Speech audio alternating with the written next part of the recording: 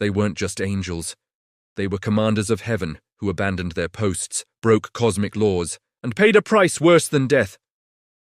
Before the giants, before the corruption, there was a single moment when everything changed. Ancient texts say 200 watchers descended on Mount Hermon, not in rebellion at first, but in temptation. They saw human women, felt earthly desire, and decided to cross a line that heaven had forbidden. Their leader, Semyaza, warned them, "If we do this, we will be bound forever." But the others swore an oath. If one fell, all would fall. This is where the catastrophe began. After taking human wives, the Watchers began to teach humanity what the Bible calls corrupting knowledge. Each Watcher brought a different forbidden art. Azazel taught humans how to forge swords, armor, and weapons of war. Barakel taught astrology. Kokabel revealed the secrets of the constellations. Ezekiel taught enchantments and root cutting.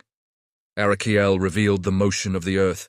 This is why the earth became filled with violence, because humans now wielded knowledge that destroys. And the children of the Watchers, giants with supernatural strength, began consuming the world. The Book of Enoch writes something chilling. The earth cried out, and the blood of the righteous reached heaven. Humanity begged for help. Animals ran from the giants. Nations collapsed. The world was completely out of balance, and heaven finally responded. But it wasn't mercy, it was judgment. God sends the archangels, Michael, Gabriel, Raphael, and Uriel. Their mission? Eliminate the giants and imprison the Watchers. Azazel, the worst offender, is tied hand and foot, thrown into darkness, and covered with jagged rocks until the final judgment. Semyaza, the leader, is suspended between heaven and earth, locked in a state of eternal waiting. The rest are cast into Tartarus, a prison so deep that even demons fear it. Enoch describes it as a place of silent black fire.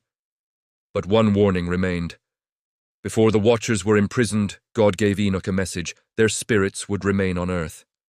Not as angels, not as humans, not as demons, but as roaming spirits, the origin of what ancient cultures later called unclean spirits or disembodied giants.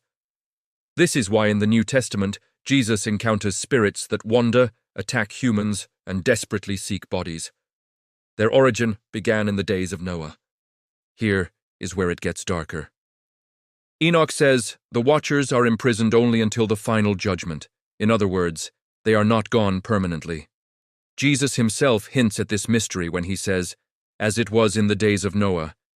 Some scholars believe this means the same corruption, the same fallen knowledge, will attempt to re-enter the world, whether through supernatural beings or through human-driven technology that mirrors the sin of the Watchers.